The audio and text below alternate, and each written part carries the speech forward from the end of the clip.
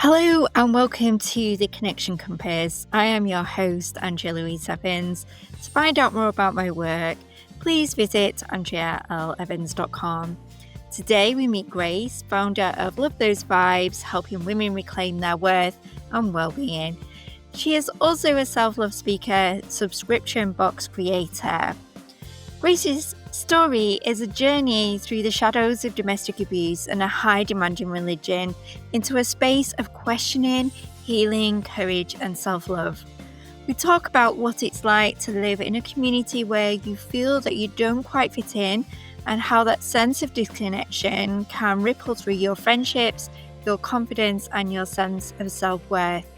Grace shares how step by step she began to reclaim her voice, her autonomy, and her right to feel at home in her own life. Together, we explore how breaking away from unhealthy teachings and relationships isn't a single leap, but actually a series of small actions, and how it's never too late to make a change, make new friends, or learn to love yourself fully. Hi, Grace. Welcome to the Connection Compass podcast. It's lovely that you're here. For those who are listening, please could you share a little bit about yourself? Sure. Thank you so much for having me. My name is Grace Williams. I am first and foremost, a lover of self-love, a lover of people, and a domestic violence and high demand religious survivor. And the roles that I fill in life are mom, wife, business owner, 9 to 5 employee, friend, sister. And I like to define myself by who I am, but also because people sometimes don't understand who you are without the roles, I like to share that as well.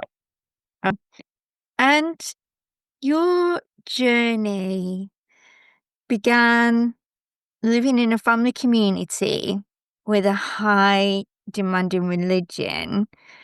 Can you share with us about that experience, what it was like, and how you felt during that time? Sure, sure. So growing up, that was all I ever knew. And interesting as I talked to my one sister, I realized that a lot of it progressed over time. I was the youngest, so I feel like I got the best view of things. And my life on the outside, very normal. We went to church on Sundays, but we happened to go like twice on Sundays, and then on dinner Wednesday nights. And our our friendships and activities were only encouraged inside the church. Even though I went to a public school at the time and I had lots of neighborhood friends, it was never really encouraged. It was always sort of discouraged.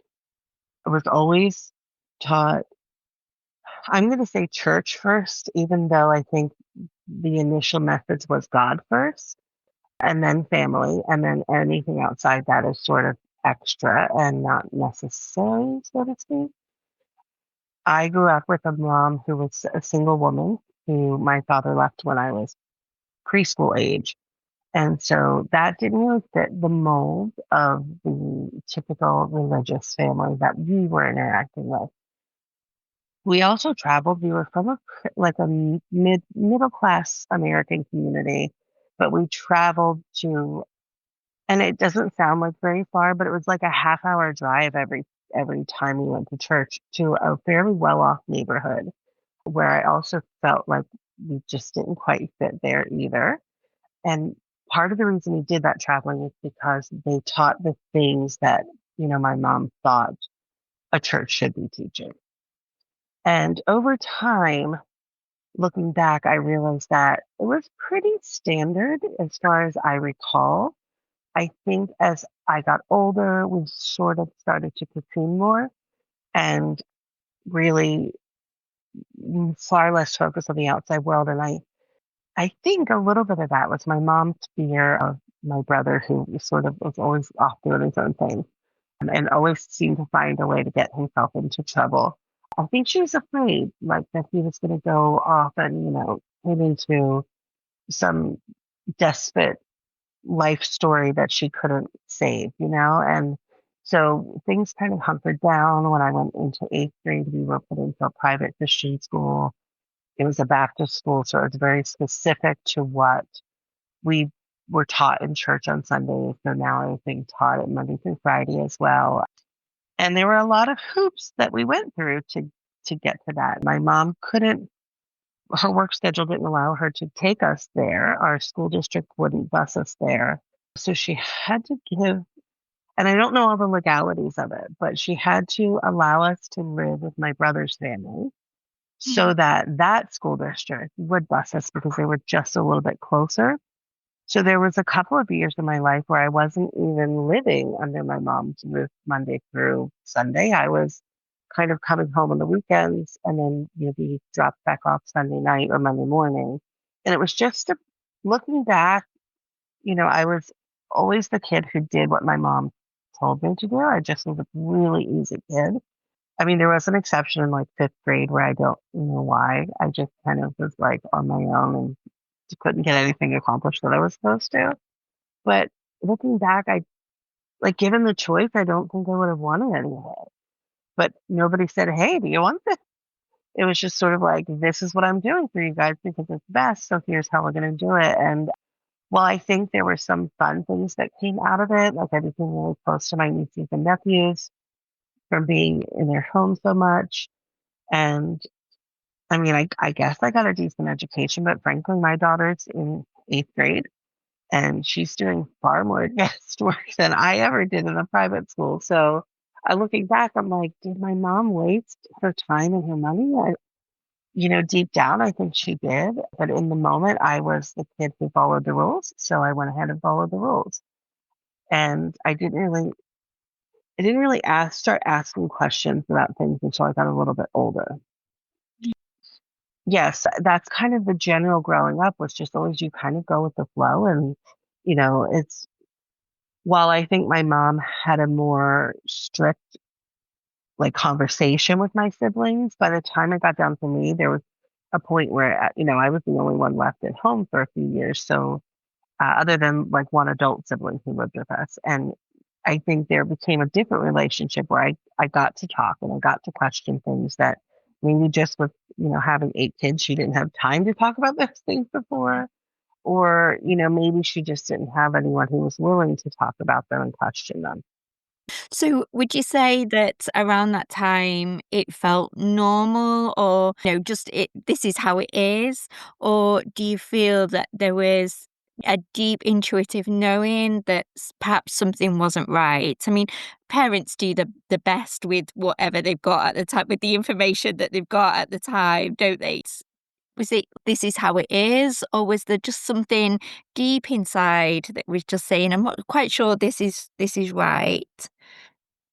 At the time, normal was she's the mom, you do what she says to do.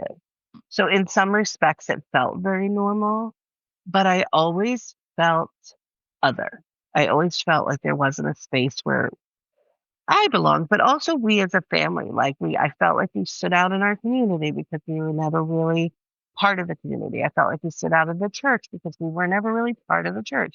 It was like we were almost trying to force a fit that just wasn't natural.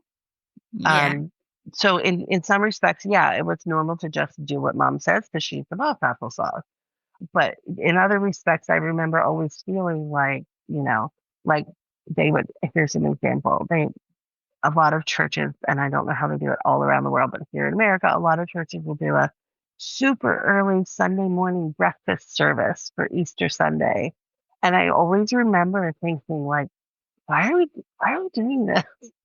Like, it's hard enough to get over here at regular time as it is, and then to, like, wrangle all these kids and get here at 7 o'clock. Like, what are we thinking?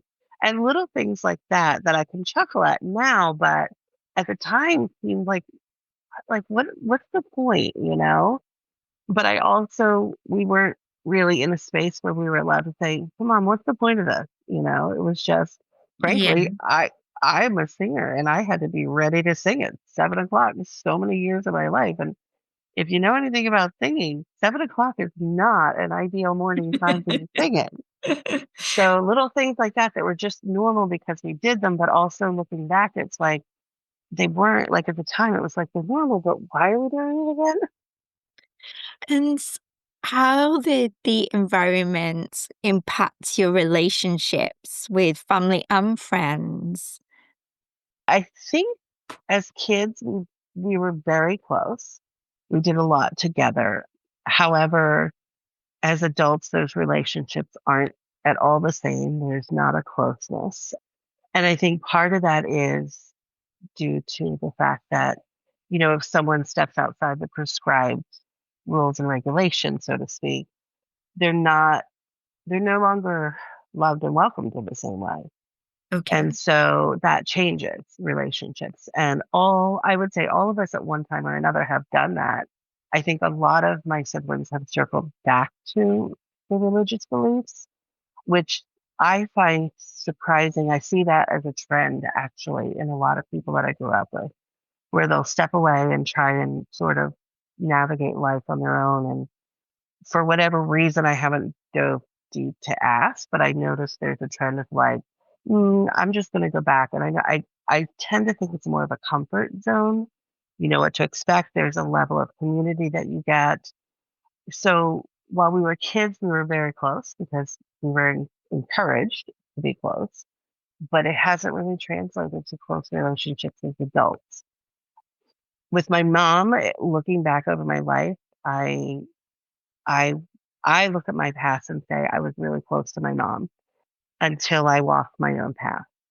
And Okay. then my relationship with my mom really changed. And while she loves my husband and she loves my kids, or loved, she passed away 2 years ago. She loved my husband and she loved my kids. Our relationship was never quite the same when I walked a path that felt good and beautiful for me. Yeah. And even though she could love the results of that, in having my family, she couldn't quite reconcile my decisions, which always felt frustrating for me as an adult because, I would see the love that she would pour into my children and think like, I don't, it's almost like sometimes it felt like that the love was removed and poured into them. And I'm Yeah. grateful that they had that. But I also watched from afar and it just felt very much like you can't have that with me anymore because you're Okay. not, it was as though she couldn't quite reconcile it. So she didn't know how to proceed. And then as far as friends go, I think, as I mentioned, like we were always a little far from church to really be able to connect. I mean, we did all of the youth group stuff, but again, those are all very built in, manufactured, structured activities. And so the friendships there were never really deep, even though I really did try. I had, some people that I really tried to become close friends with, and I thought would be like, lifelong friends. And the same in the neighborhood. Like when I was shipped off to school and living with my brother half the week, I wasn't home to connect with my neighborhood friends after school and do all the things that I would normally have done. So I feel like I lost those friendships at an integral time, really. That middle school age is such an important time. I'm watching my kids learn to Mhm. navigate it and, they're in that space of learning what friendships can and should look like in your life. Yeah. And I felt like I was kind of removed from that and put in a whole new situation. And again, same thing with school. It wasn't, I was on the bus for an hour each way. So I couldn't really, other than a few kids on the bus, I didn't really make very many friends at school either. So I feel like it, the change at that point in time and moving me to a religious school and, having us stay with my brother, I feel like that sort of set the trajectory of how I would navigate friendships, which was not very well for the Yeah. next several years. It's something I feel like I've only learned how to do as a grown adult, Mhm. which most people I think get the benefit of learning younger how to really navigate friendships and things like that.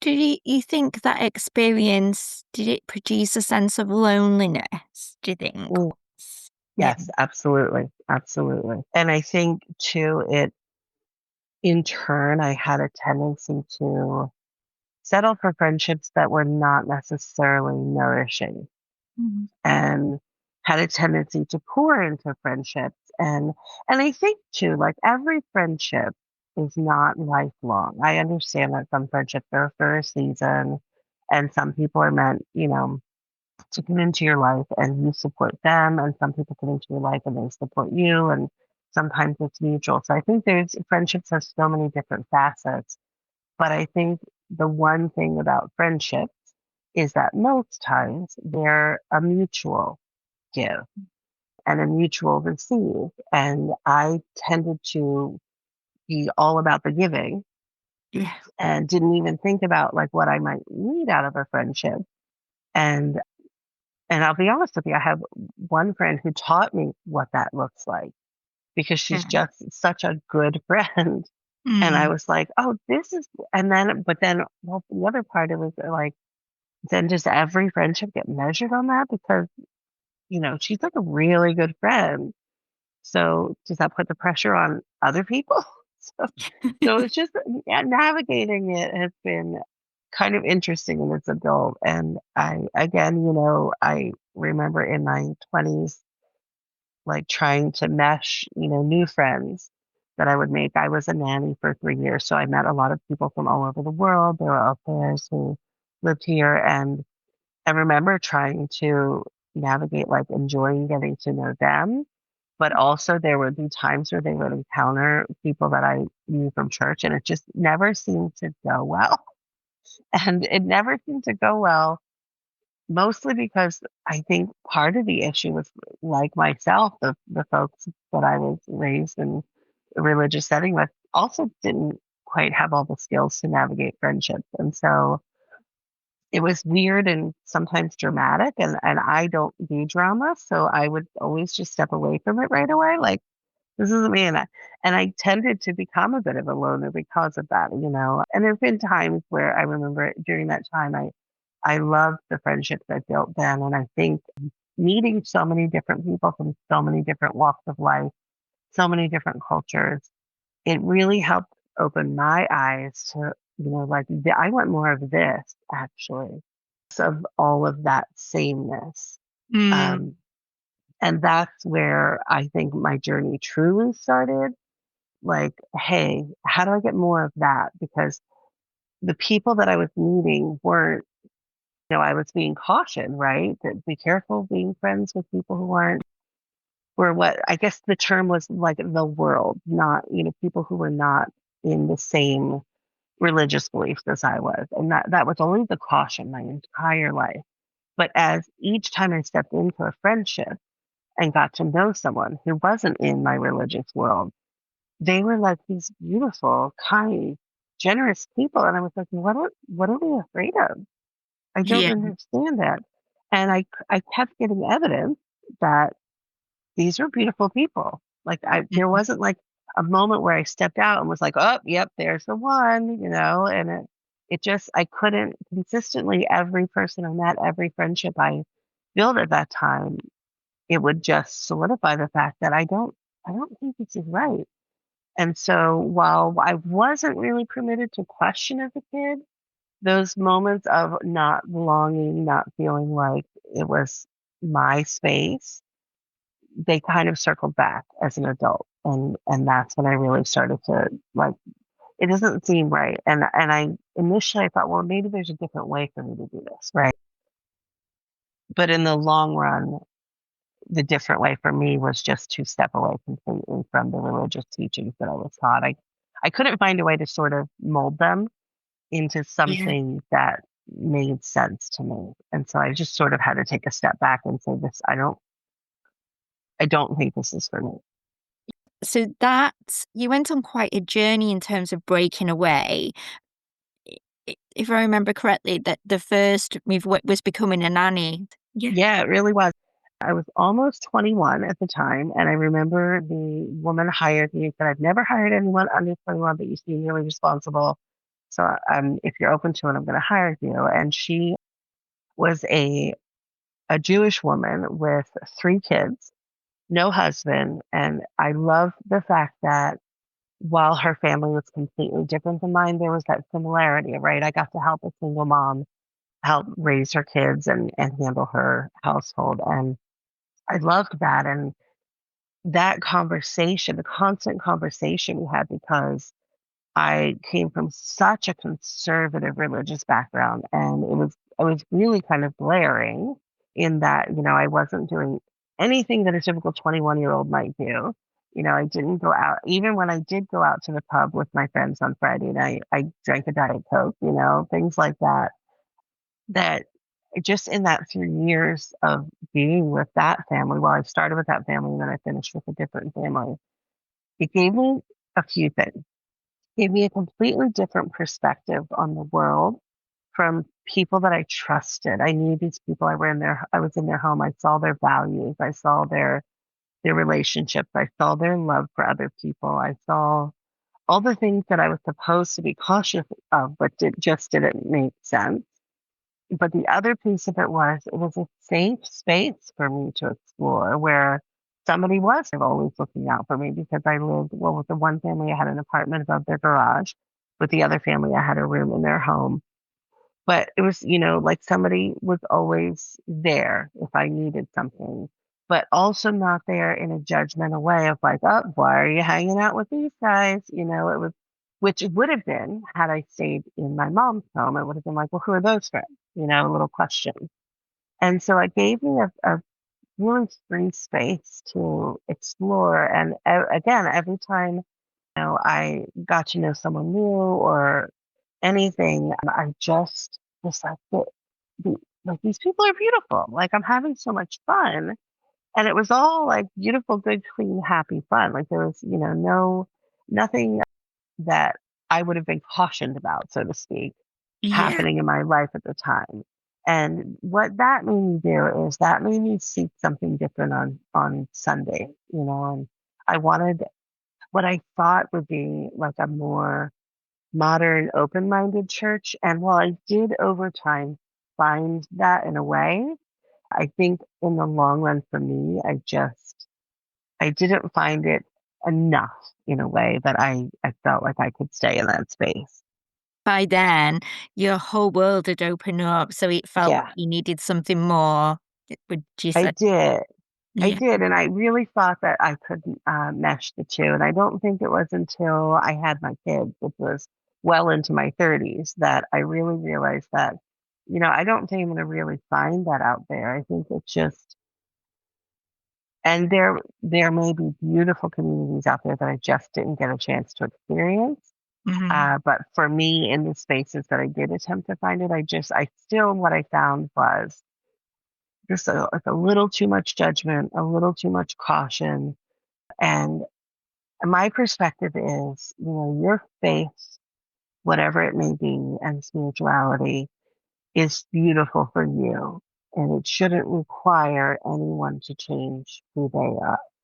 That's the piece of it that I couldn't mesh is that there was always still that little aspect of like someone else changing who they are to fit Mm. this mold. And I just felt like I couldn't be part of that anymore. Yeah.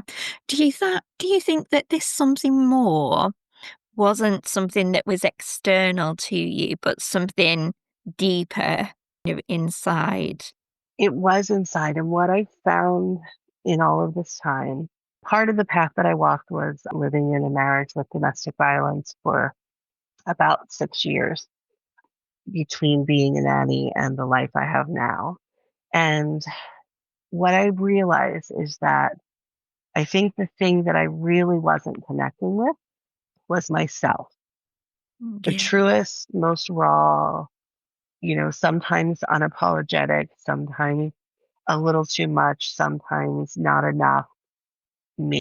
And that's the part that I think as I stepped away from the religious setting, I really came face to face with who I am as a human, as a woman, as a mom, as a wife, as a friend. And I started to really realize that I didn't really know myself. Mm. Most of the decisions I made were based around the beliefs that I was taught were the right ones. Most of the friendships I made were framed in that as well. Even the job choices, that I made or thought I might want to pursue were all framed in something external, in your you're not enough, but because, but this makes you enough. Mhm. And what I've learned over the years is that you are worthy and beautiful and good and right just the way you are. The minute that you're born, and nothing externally can remove that from you. And it's just all you need to do is stay in tune with that throughout your life. And while, I still feel like I'm exploring spirituality and things in a very different way than I ever have. I'm just kind of scratching the surface of what practices and beliefs other people might have. And I'm finding it very interesting because these are things that I just in the past it was like, don't even explore it. You don't believe it. Why explore it? And my perspective is that I want to explore it because I want to understand what other people, where they come from, what their perspectives. But yeah, it's the ultimately what I really learned over time was that what I needed was not external in the church or the friendships or even the family relationships. What I needed was to reconnect with my truest self and allow her to be the now woman that she was meant to be and explore what that looks like. And it has meant navigating marriage different than I ever thought I would. It's meant navigating motherhood different than I thought I would and so much of life in general. And it's also kind of had me take a step back from trying, and I say trying because I feel like friendships should flow a little bit more naturally than all the trying I was doing for all those years. And sort of had me take a step back and just let become my own friend. Mhm. And then from that, let's see what kind of friendships blossom. And it's been beautiful. And the community that I have now is different than I ever thought I would have. And I have, friends who I've met once or twice in real life at a conference or an event. And here we are, a year and a half, 3 years later, connecting regularly on video calls to keep up with each other in life. And I never thought that, I thought my friend would be, down the street meeting up for coffee or something. So it's Mhm. looked very different. But ultimately, the thing that I needed to reconnect with was me. And that's been a learning process. I think there are some really powerful things there in what you said about, when we're born, we're perfect as we are. We don't need to change, and nothing external can take that away from you. I think that's incredible, and sometimes we forget that Yeah. because there's so many distractions around us. And so I think about that importance of having that connection with yourself as well, and that we need to remember that we have to come back to ourselves. We have to reconnect ourselves because that's often where the answers are that we need. And so this has been a journey of self-love, hasn't it? And what are the most key important aspects of that? What have you learned from that you could share? Sure. So I always say I have my self love ABC. And I think awareness has been, self awareness has been huge. I read A New Earth by Eckhart Tolle, and just the book just talks so much about being aware of, Yeah. and that just blew me away to be, and it's a practice. It's not like, oh, I'm an awareness expert, but it's to just be more aware of my thoughts that I'm allowing to roll around in my head, of the patterns that I might be perpetuating or breaking, of the emotions that I'm experiencing. And it's been really cool to just take that time to be aware, to pause, to see how I'm responding to something. And is this a way that's going to nourish myself in a relationship? Or is this, response going to be a detriment to myself or this relationship? So awareness has been important. Boundaries have been huge. And boundaries are something that I had practiced when I was living in a domestic violence situation and frankly saved my life. But even being able to set boundaries with yourself on how you're willing to speak to yourself, setting boundaries with the people you love and you holding them, not expecting them to hold the boundary. And it can be done in a really beautiful and loving way that again nurtures you and nurtures relationships and lets people know an expectation. And and I'm always torn between my C, which is either compassion or confidence, because I think if you're willing to give yourself compassion, you can get to the confidence. But I think the confidence is something that we're born in. I mean, if you look at a toddler, they can take on the world, and they have no fear whatsoever. And I think we're born with that and it diminishes over time based on experiences and things that we so what I would love to say is, my foundation recommendation is self-awareness, boundaries, and self-confidence. But again, if you're not quite ready for the confidence, compassion works beautifully. And it Oh, really, because so much of what we need to grow through is giving ourselves compassion to do that and take the time we need to do it. yeah, I really like that. That's really lovely and nice.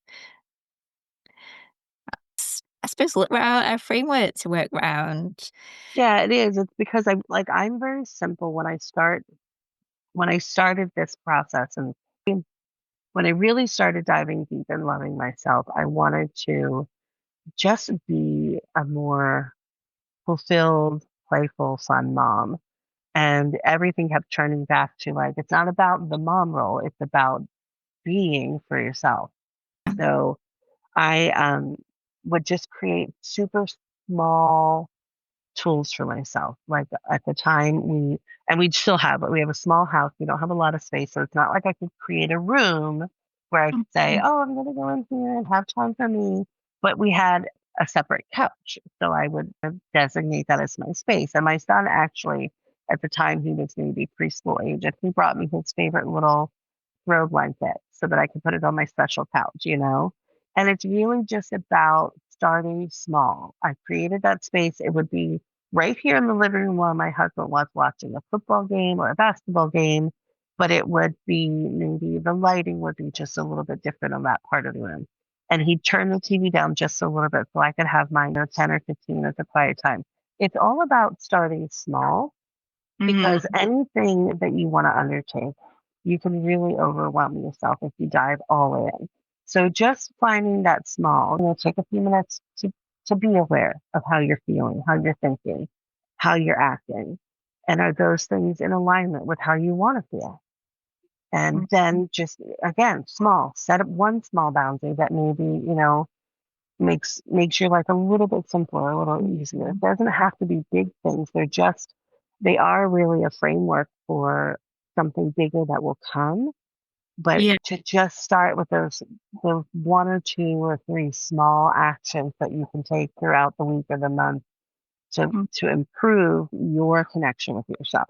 Yeah, I really like that because I think sometimes if your self-worth and self-confidence, self-esteem Hmm. is at a lower level, the confidence can feel a far too big a step to take. So compassion is that taking a step back, taking the Yeah. pressure off and holding yourself in care and kindness. And what it does is it builds that confidence over time.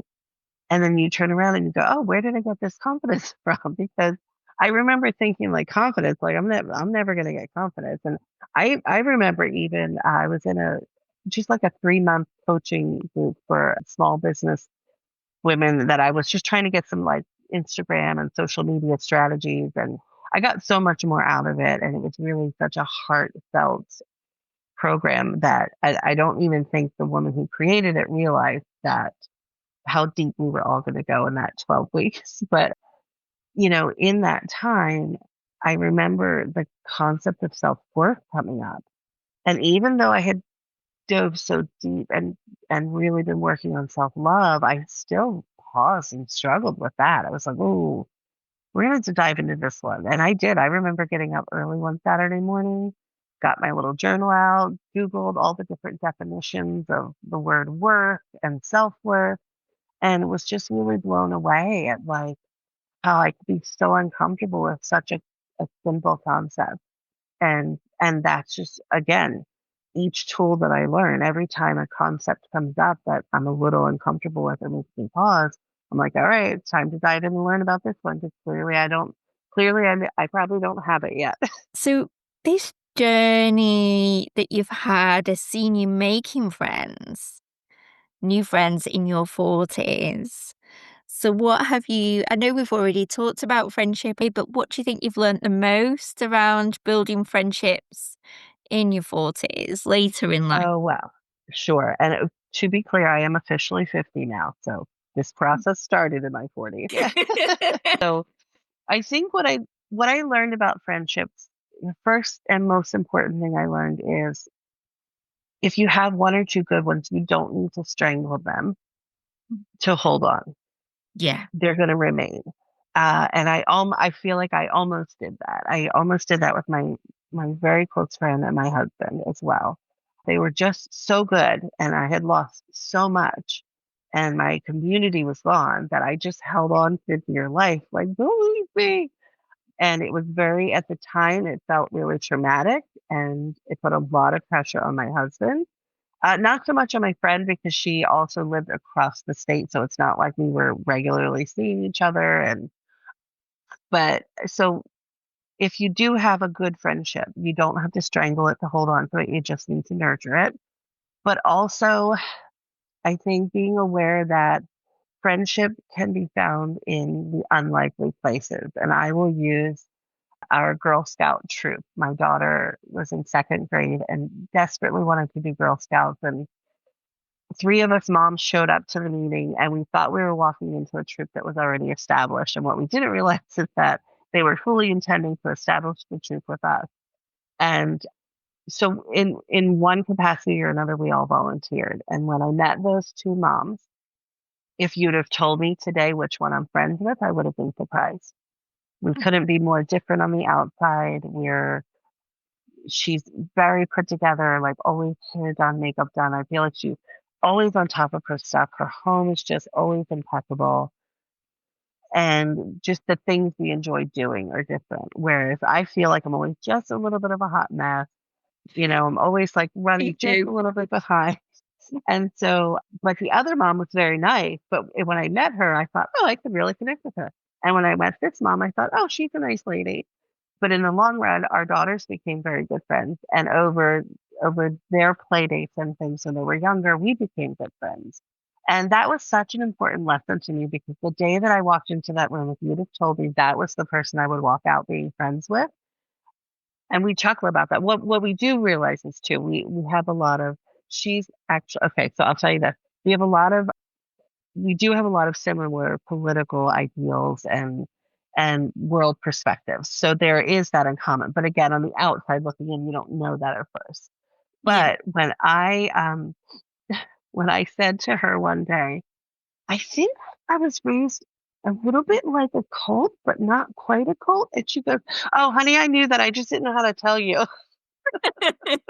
And so it was like she was a really amazing sounding board as I was, even years later, resolving some of the things as, and kind of like logically working out some of the things that I was raised with and how, when I would watch like a documentary on a cult, I remember hearing about them and very much growing up being told like, oh, well, that we're not like them.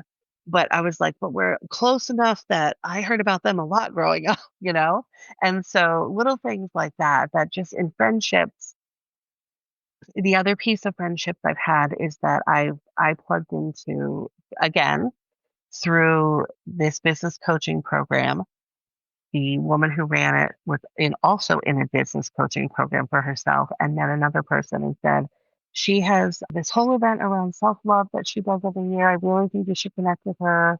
It'll be so beautiful. And the women that I've connected with out of that community, some of them I've gotten to meet in person by going to the annual self-love conference that they had out there in California.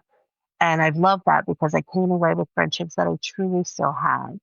And, we connect throughout our week and our month and check in on each other. And I love that.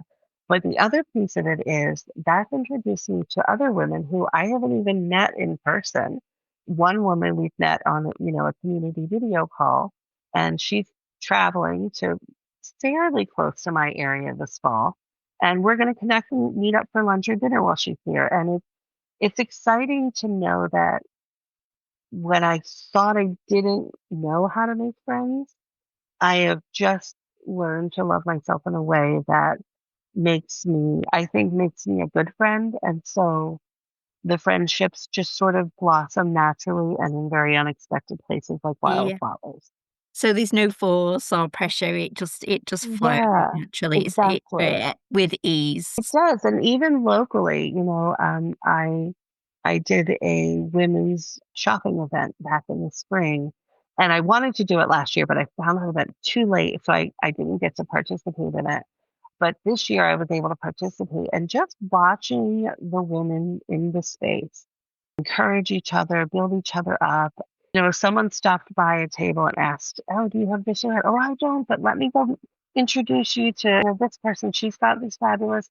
Just the beauty of like watching women step into what they're enjoying and their purpose in life, and then watching how that flows into friendships. And one woman and I connected, and we immediately I don't think I've ever met another person at this age of my life where I connected with them within the first few minutes of meeting them. I felt like I knew them for so long. Yeah. And, we've become friends, and I love that we're gonna maybe even do a podcast together at some point down the road. Like something little that both of us have talked about, but never have connected with anyone in a way that made me think, yeah, I really want to do that. So it's been really fun to find the friendships in unexpected ways without forcing it and without it being in such a structured environment like it was most of my life. Why are you so passionate about sharing your story? To be frank with you, I think that my path into a marriage where I was abused for 6 years came from the seed of not knowing my worth, not knowing how to love myself without depleting so much that I harm myself. And while I don't blame myself for what I experienced, I also know that had I been given the tools before then, I think that path would have looked very different for me. I think the red flags that I convinced myself I could, help him through and love him through would have stood out in a way that would say, you don't deserve to be treated this way. Even verbally, the red flag before there was any physical. And I think the thing I always say to my family, we have in my home is my husband and my two kids. His adult daughter lives here with her toddlers who are almost 2 and almost 3. And what I remind my kids, because they're super playful with the little ones, right? But they're in being super playful, I'm like, sometimes the babies also need you to be sensitive. And I always remind them that whatever we say to each other in this house should be so beautiful and so uplifting that when one of us walks out of this house and anyone mistreats us, it's immediately a red flag and a problem. And we understand that because we build each other up so much that no one out there is going to be able to undo that beautiful foundation of love and self love. And Yeah. that's something that I didn't have. And so I feel passionate about bringing it to my family, but I also feel passionate about bringing it to other women because I think that, in my case, it's not something I learned young. It's something that I didn't even start to really, really dive into until I was into my 30s. And I really didn't start really understanding until I hit my 40s. And that just is a reminder to me that it's not too late to learn how to love yourself. And Yeah. when you have that foundation, I think that it really is the foundation for a beautiful life because then you make decisions that nurturing and beautiful for yourself rather than making decisions out of obligation. You build friendships and relationships that nurture each other and not just depleting you, but also pouring into each other. And I think that, people always say like, oh, you have to fill your cup before you can pour to another. But I don't really think that it's about filling your cup so you can pour. I think it's about just being so beautifully full of love that it naturally overflows. That's an amazing message for a world that often feels Mm. fragmented. Out of all of this, what have been the key learning points, the key takeaways?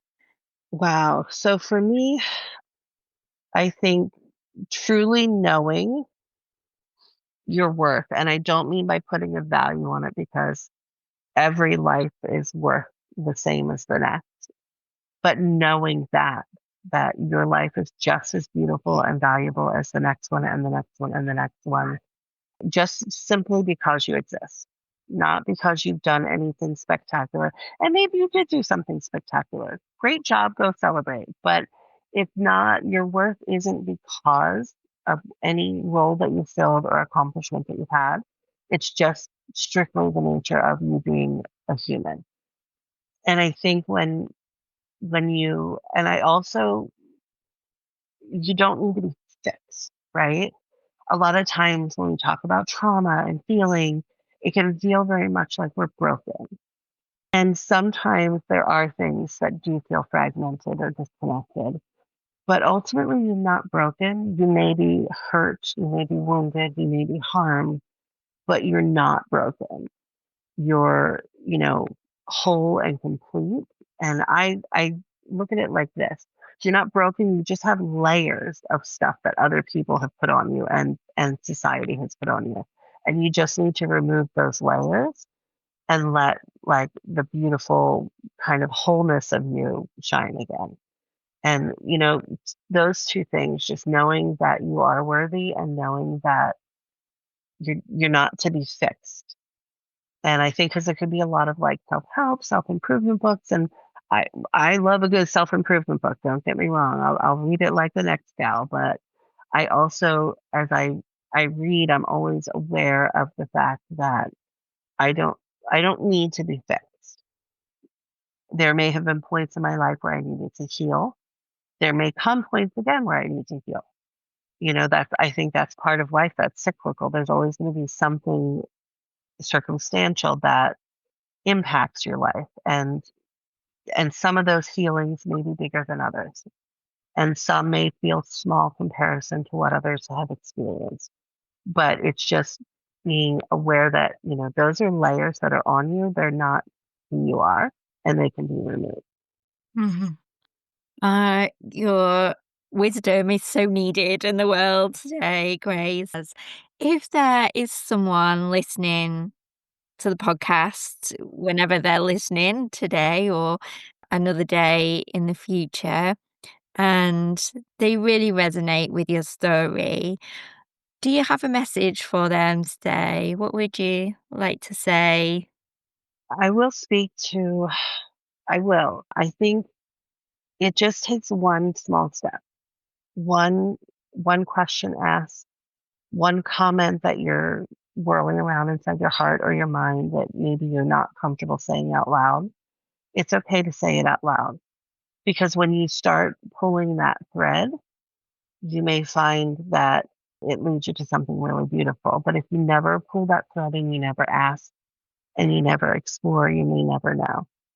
And that goes with anything. If you're in a religious environment that just doesn't feel like it's connecting with you, ask the hard questions and be aware of the answers you get. If you are in a relationship that is feeling overwhelming and abusive, ask yourself if you truly deserve to be treated that way. And I think that so much of what we need in life is really on the other side of just that one small action, whether it's a question, a decision, a conversation. Thank you, Grace. It's been a joy to speak to you. I really appreciate it. And thank you for your wisdom. Thank you so much for having me. I really appreciate you allowing me to share. Through our life journey, we will find ourselves navigating many difficulties. Grace's story is a reminder that you are never alone. There is always a way through, and that you are absolutely enough, and healing is possible with one small action step at a time. I love the wisdom Grace shared, and especially the ABC of self love. Sometimes at your lowest, having confidence can seem like a mountain to climb, but with holding yourself in compassion, protecting your boundaries, and with self-awareness, we can all get there. Thank you for listening to this week's episode of The Connection Compass. If you think it will help someone else, please leave a review. And if you have any questions, please visit Andrea L. Evans' Facebook page. And remember to keep talking, keep connecting for a more interconnected world.